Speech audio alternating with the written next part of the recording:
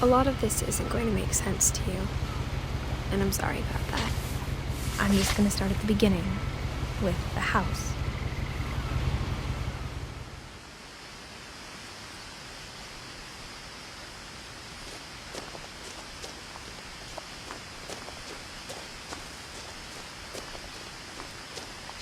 I lived here until I was 11, but I wasn't allowed inside half the rooms.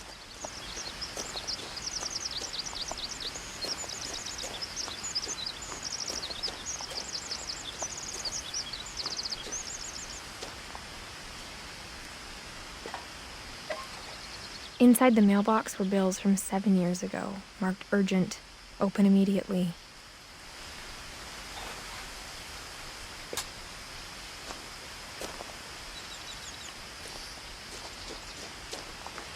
I hadn't been back since my brother Lewis's funeral.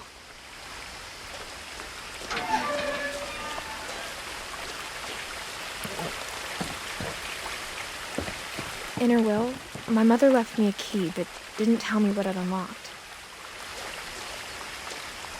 Maybe she thought I'd know, or she thought that the mystery would be enough to bring me back.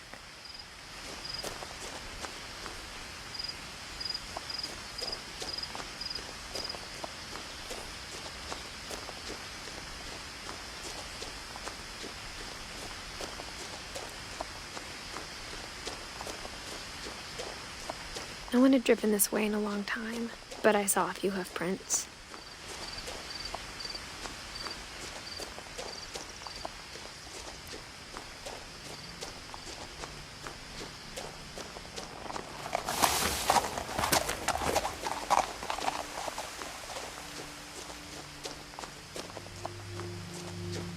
The truth is, even after I inherited the house, I never thought I'd come back to it.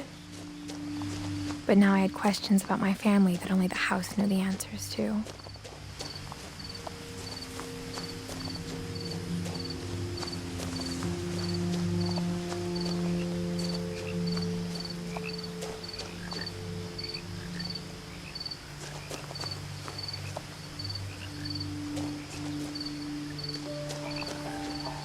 The house was exactly like I remembered it, the way I'd been dreaming about it. As a child, the house made me uncomfortable in a way I couldn't put into words. Now, as a 17-year-old, I knew exactly what those words were. I was afraid of the house.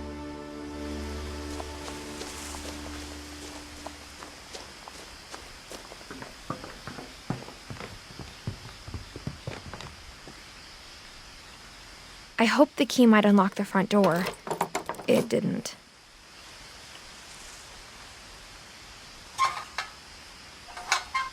Looking in, I felt like the house itself had been waiting for me.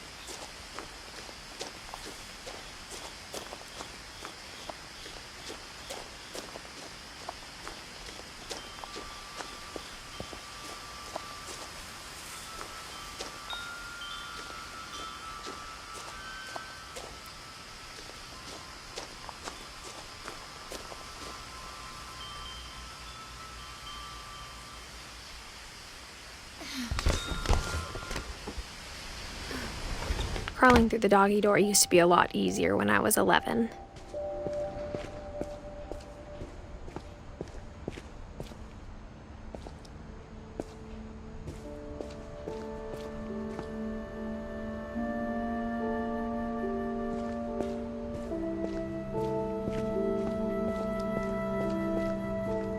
For the first time in years,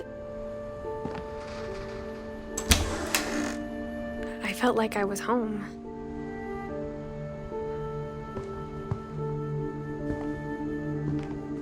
But instead of a family, there were just memories of one. Like how after Louis started working at the cannery, we all got sick of eating salmon. Except our cat, Molly.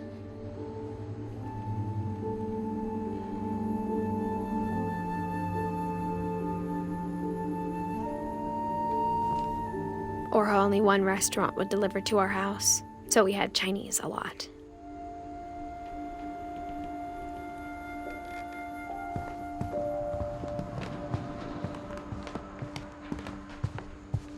The table was still a wreck from the night we left. It was like a bomb had gone off, killing everyone but sparing the furniture.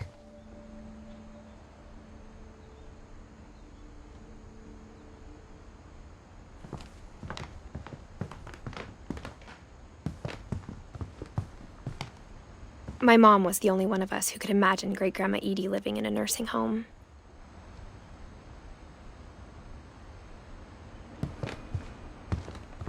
Nothing in the house looked abnormal. There was just too much of it, like a smile with too many teeth. Even the fireplace had a story. Edie told me the bricks came from the original house, after it sank.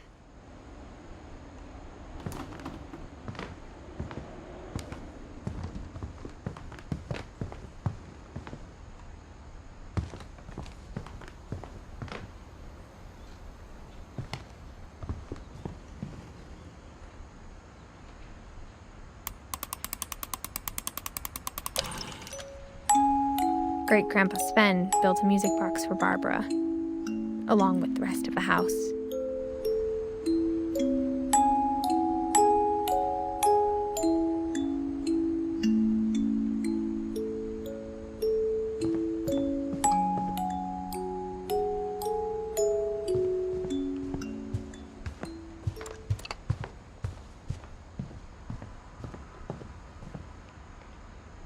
A lot of things got left behind in the whirlwind of that last night.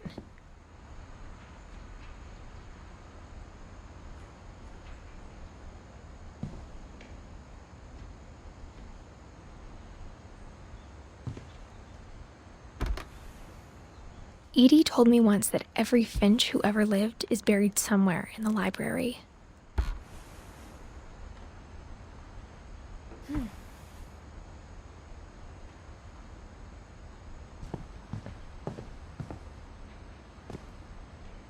After Milton disappeared, Mom sealed up all the bedrooms. Then Edie retaliated and drilled peepholes.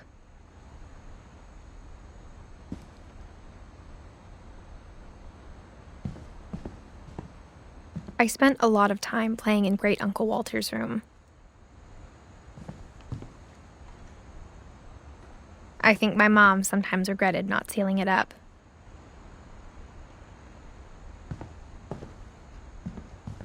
Louis told me there were secret passages, but I never believed him.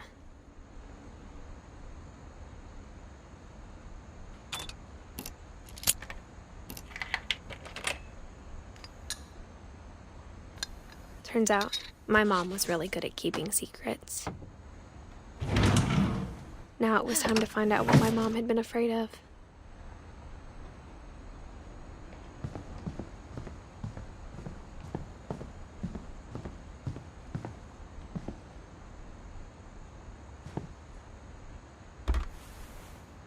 Molly always seemed like a girl I could imagine being friends with, if she hadn't died in 1947.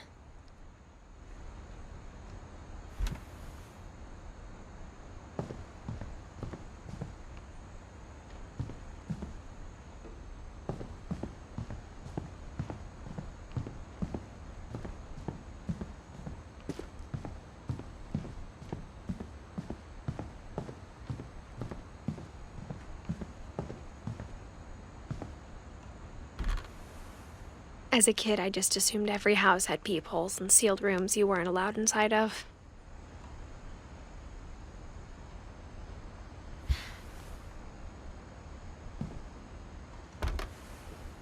My Grandpa Sam spent 7 years sharing a room with his dead brother, Calvin.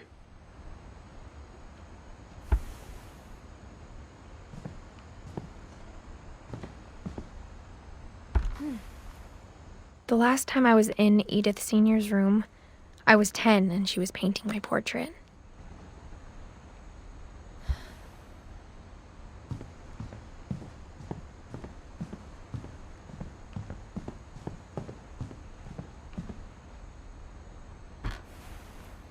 Barbara was a child star for 2 years, until America grew out of it.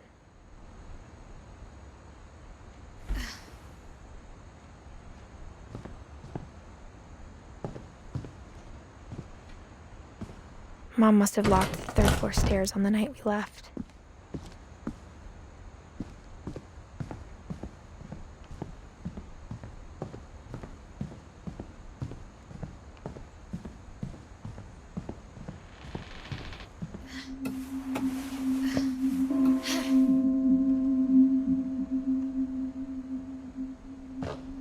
From the paintings on the wall, it was clear my brother Milton had been here before me. Reading this, maybe it sounds like I had a plan. But I had no idea what was behind that door.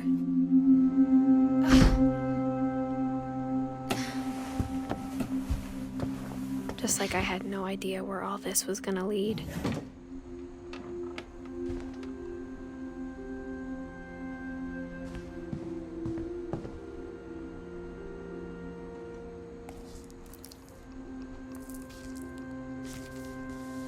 December 13th, 1947.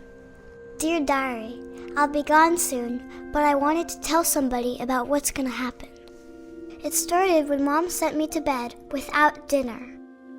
I woke up and I was starving, so I looked around for something to eat.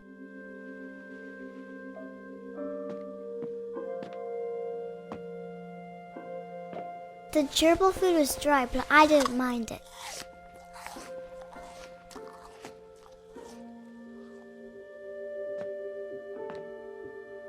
My Halloween candy was all gone.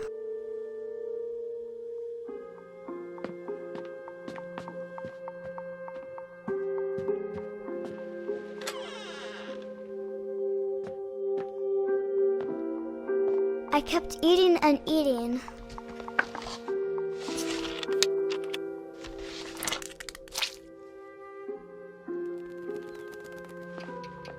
Then I heard chirping outside my window. It was a barn swallow going back to her nest.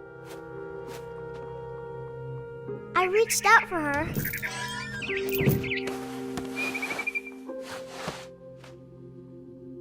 And suddenly, I was a cat.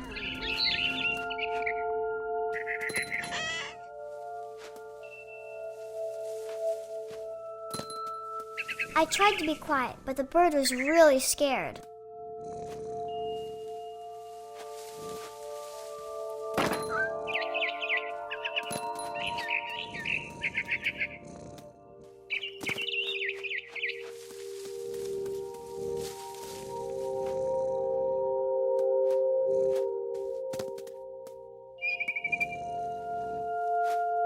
Mom and Dad didn't even look at me.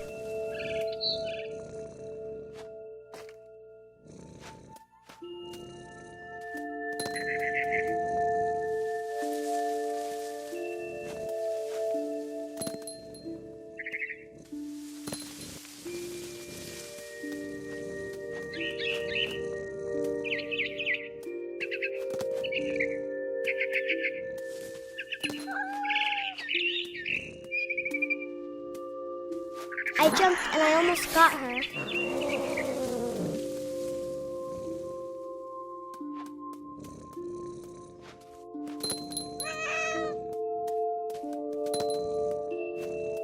I could tell she was getting really tired. Now I was up in the big tree. I promised Dad I wouldn't climb it anymore. All I cared about was eating that mama bird.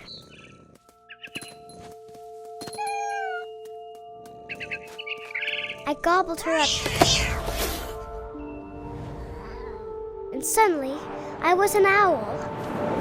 First, all I heard was the wind. Then I heard little teeth nibbling in the grass.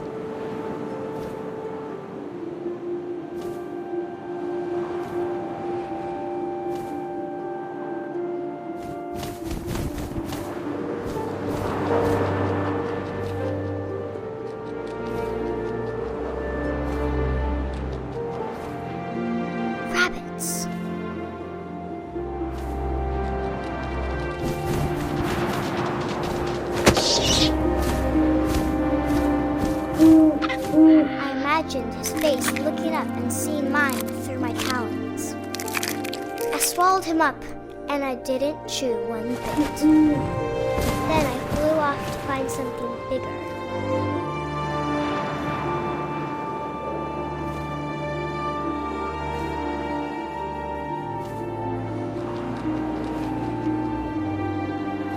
A mama rabbit.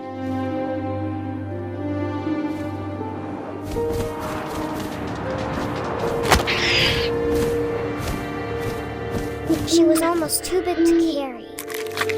I started choking, but I couldn't stop eating. And suddenly, I was a shark.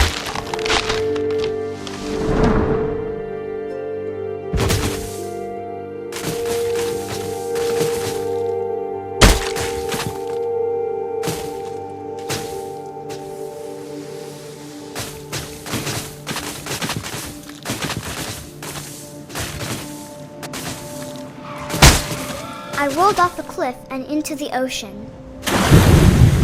Now, I was hungrier than ever.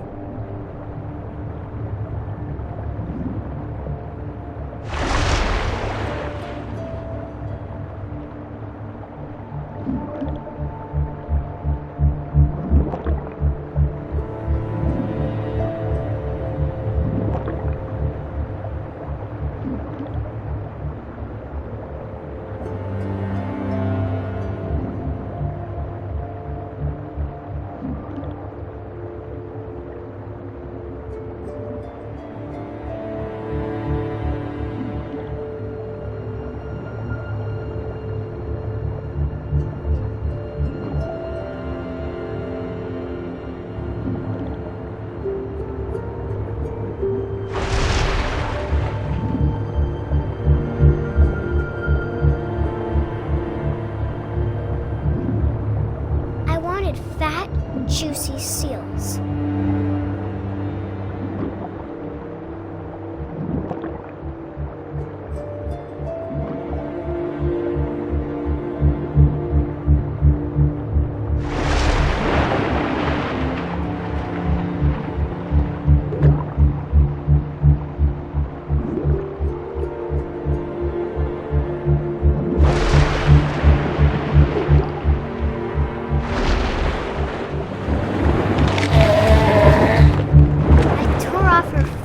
And it tasted really good.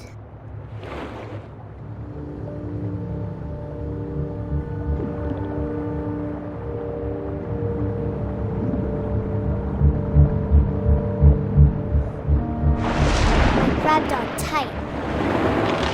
When I was so hungry, I jumped out of the water. When I opened my eyes, everything had changed.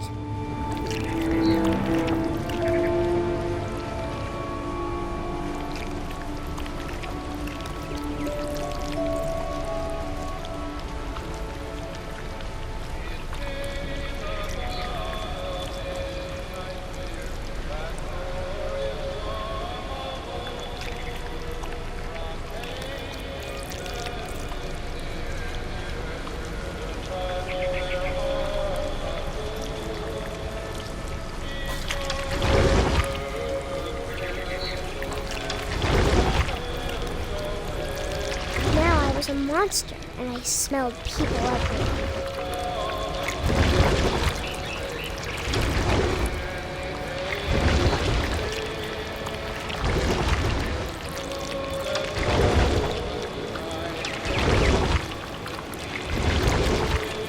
I was big, but I moved real quiet.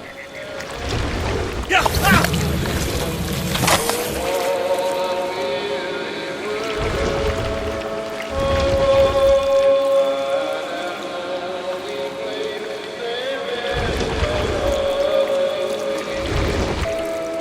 I wanted to stop, but also I didn't.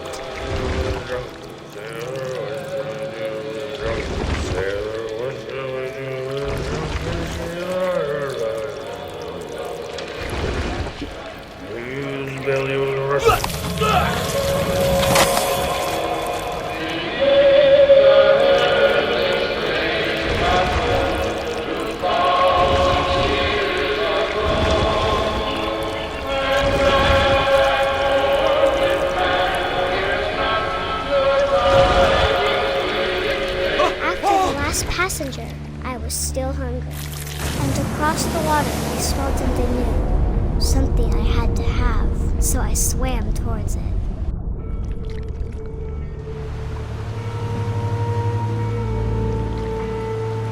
I slithered onto the sand, and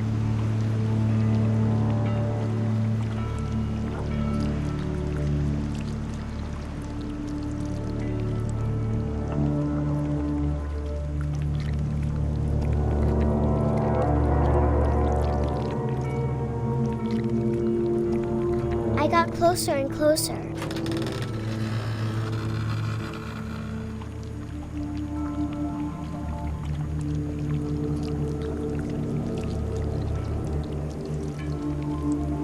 All of my stomach started growling. And suddenly, I was me again. I held my breath for a long time, but I couldn't hear anything. I think it's waiting for me to fall asleep. But it's not going to wait much longer. It needs to feed, and we both know I will be delicious.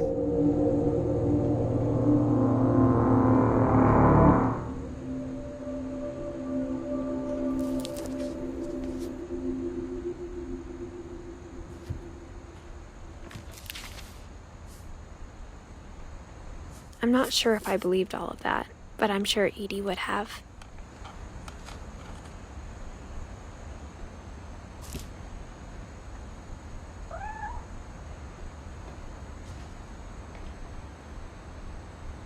I got the sense Edie had spent a lot of time here, before my mom sealed the doors.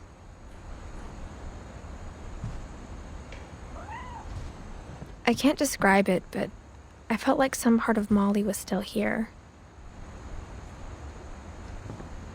I grew up looking at Molly's room through the peephole. Being inside for the first time, I felt like I'd stepped behind a painting.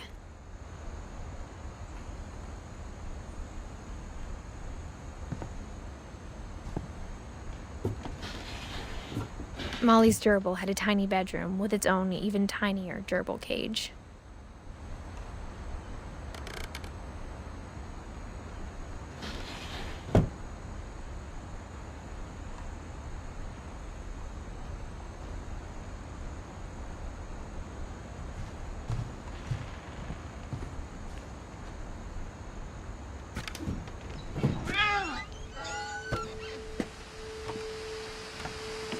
This will be obvious later, but my mom never told me any of these stories. Edie would have, but Mom didn't like bringing up the past.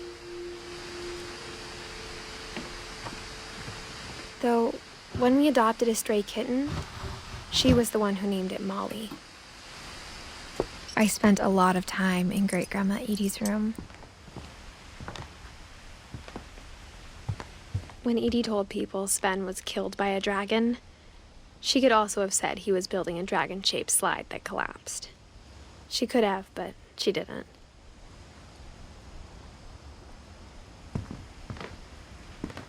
One summer, they evacuated the island, but Edie refused to go. For a few weeks, she was a celebrity. I hadn't thought of myself as Edith Jr. for a long, long time. Edie gave a big interview about a mole man living under the Finch house. My mom was furious.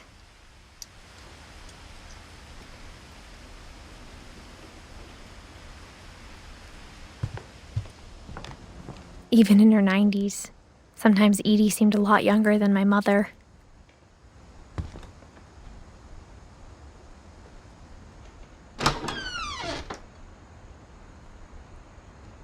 The only trace Grandpa Sam's first wife, Kay, left on the house was the pink bathroom. It was a pretty big trace.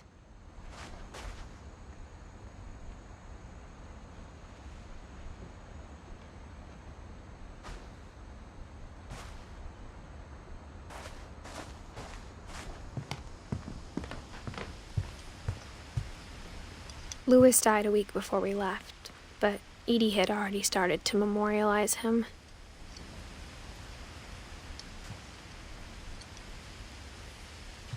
Her room was like a museum.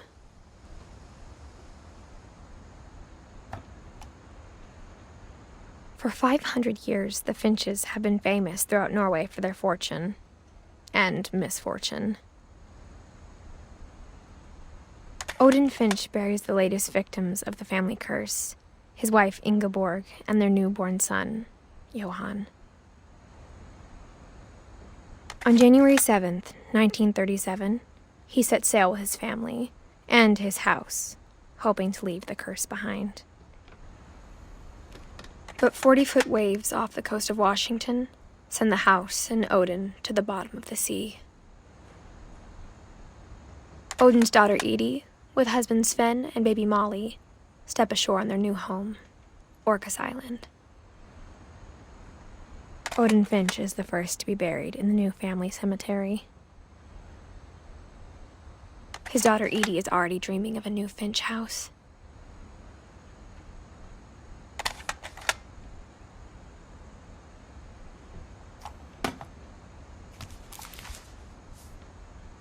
Whatever's wrong with this family, it goes back a long ways.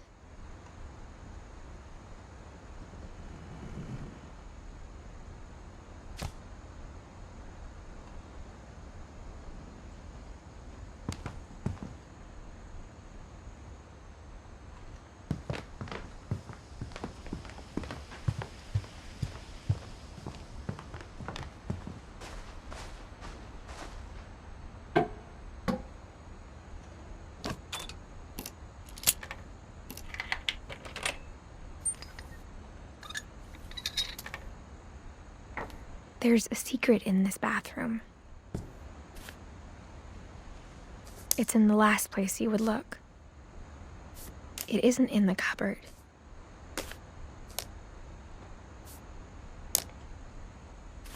It's hidden in this book.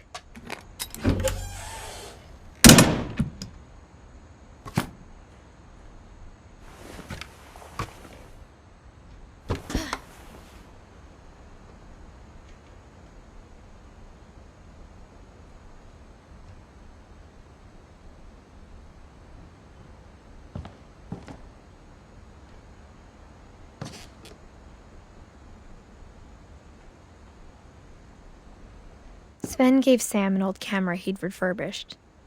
He never put it down.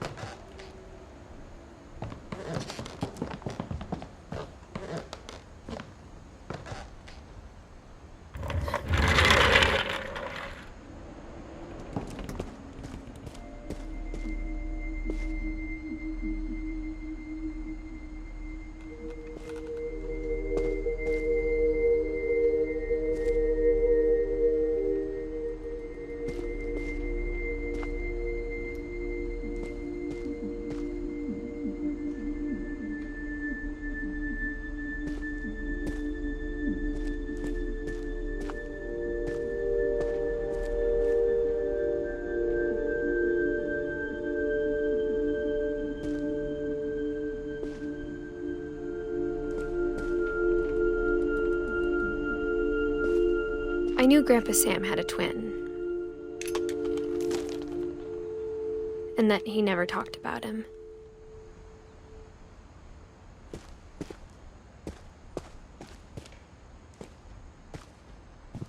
I guess my grandpa didn't like history any more than my mom did.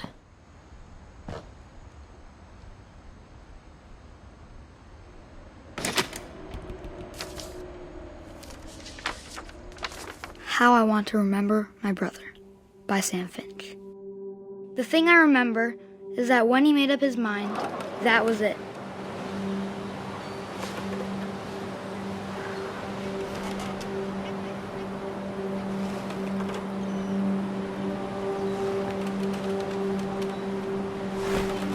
My brother said he'd die before he ate another mushroom, and he did. At Barbara's funeral, we swore we'd never be afraid again, and he wasn't. I think Calvin always wanted to fly. Sam!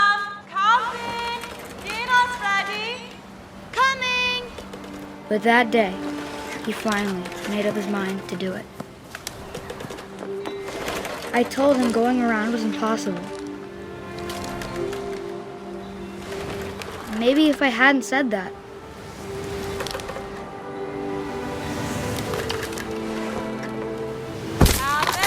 I'm not gonna tell you again. maybe if the wind hadn't picked up,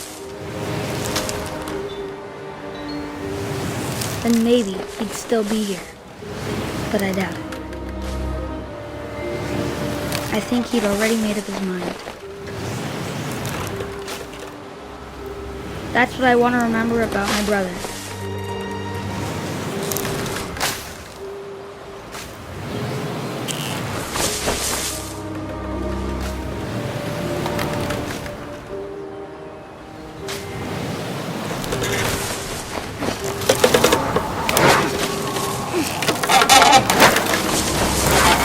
The day he made up his mind to fly. And he did.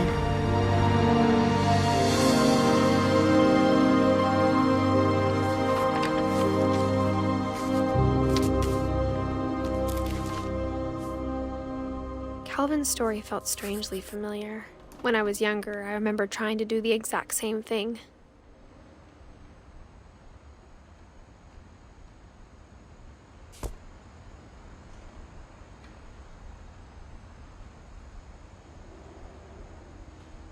After the funeral, Edie roped off Calvin's half of the room.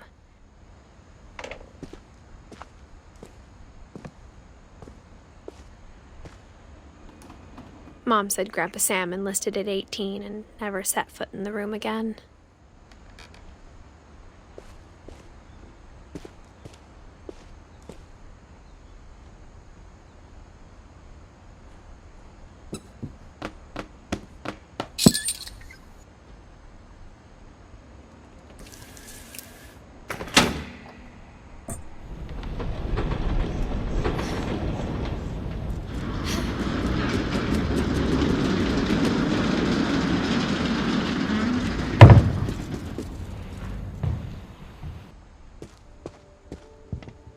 The passages were a pretty tight fit. They'd obviously been built for smaller hands and bellies.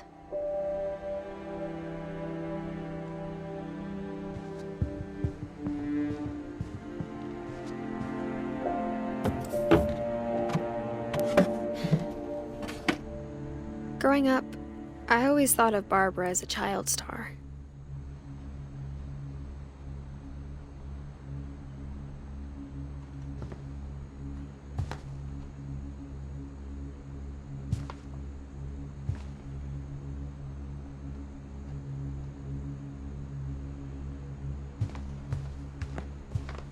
I never thought about how hard it must have been for her afterwards.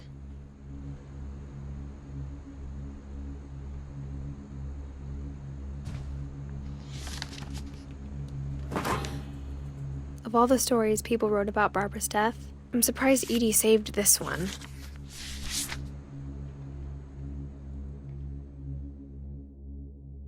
Old Jack here with another ghastly tale inspired by America's most unfortunate family. I'm calling it The Surprise Ending of Barbara Finch. As a child star, Barbara was famous for her scream. Now at 16, she was all washed up. A has-been. But in a lucky break, she'd been asked to perform her signature scream at a local convention for monster movie fans. It was just the boost her career needed. Unfortunately, her scream hadn't aged well. Getting better. I think you just need the right motivation. Her biggest fan and current boyfriend, Rick, was about to demonstrate when... Now that was a great scream. It was Barbara's father, Sven. He'd slipped into a table saw and had to be rushed to the emergency room. So Barbara got stuck babysitting her youngest brother, Walter. her convention comeback was cancelled. Okay, I'm hearing frustration, but I'm not hearing terror. What if I tried... A gang of hoodlums in Halloween masks have been terrorizing Orcas Island tonight. Police are urging residents to... That came from the basement. You're right! Also, I loved your delivery on that. Why is your basement door locked? Because my dad likes making puzzles and secret passages. There's a key hidden in the music box. The secret is to keep winding and winding until finally the key pops out. Thanks, babe. I'll be back in a sec. 20 minutes later, Rick hadn't returned. So Barbara went to look for him, right on cue. She reached for the music box.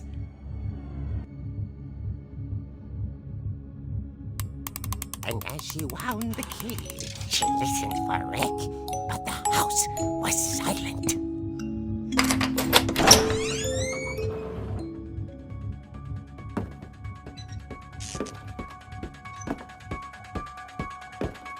She found Rick's crutch and imagined the worst.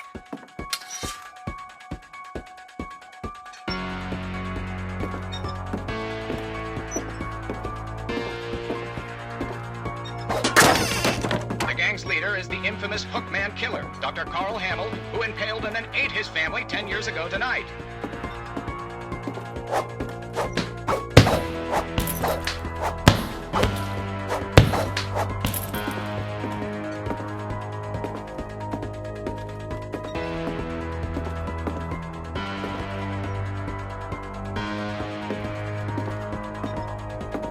The old fridge rattled and grew still.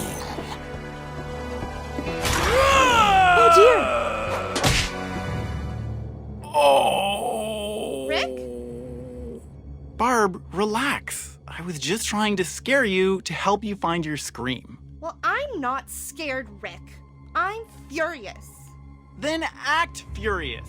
All I'm getting from you now is that you're hurt and confused and you're... She threw him out, but she kept a little something to remember him by. Barb, have you seen my other crutch? And she was still holding it when she fell asleep watching the late picture show. Hours later...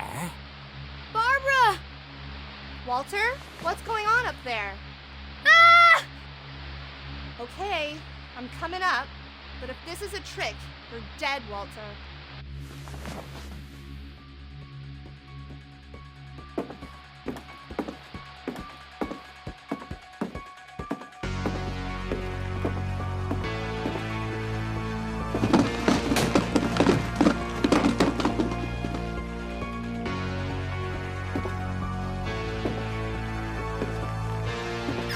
Walter, are you there? Walter had vanished, but his bedside radio was still on. Orcas Island police describe the man as 6 feet tall, with a steel hook for a hand.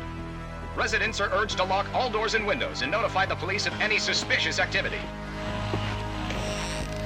Barbara turned, saw the hookman, and was speechless.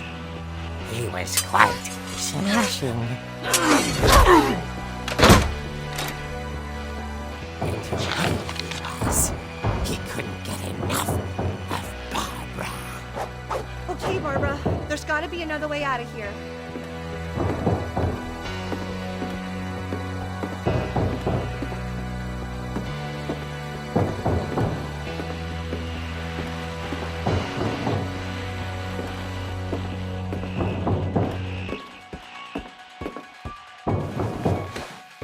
That night, she played her part beautifully.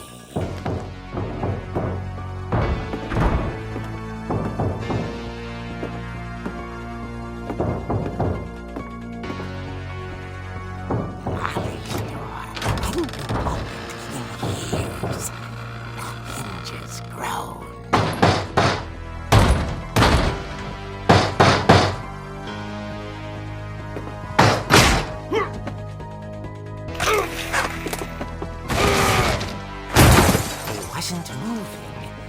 she sensed the story might not be over yet.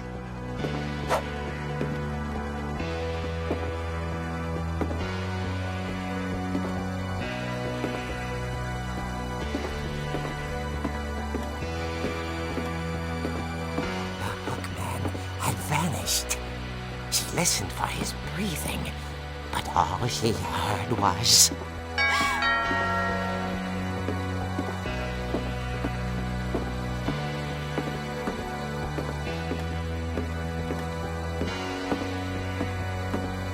At the door, she heard whispering. It was coming from inside the house.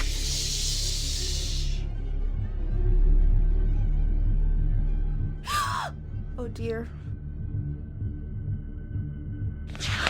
The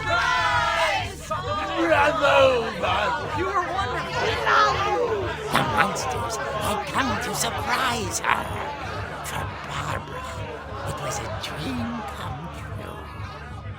Then she saw what kind of monsters they were, and she realized what was about to happen. She was going to be famous. And with her final breath, Barbara Finch gave the performance of her life.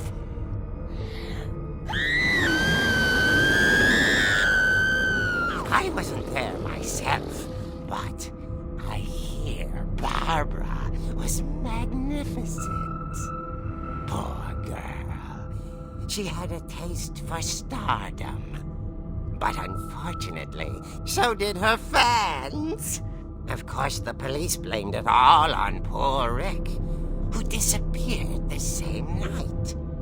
And little Walter? Hiding under his bed the whole time. He took it all pretty hard, but that's another story. As for Barbara, tucked inside the music box is all they ever found of her. Her ear. Now that's what I call a real eerie tale.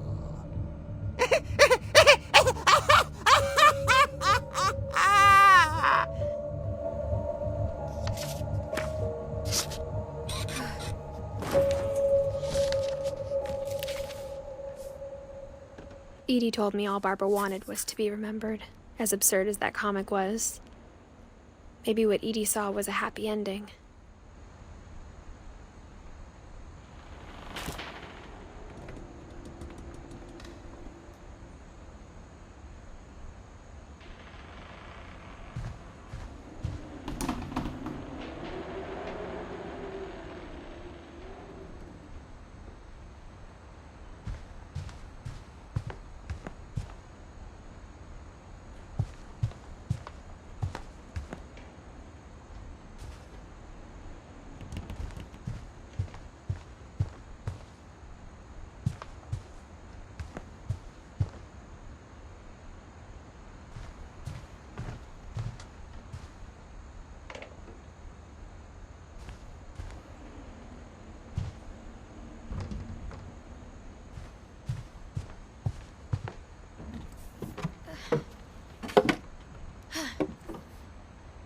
I guess now I know why Mom didn't like me playing with the music box.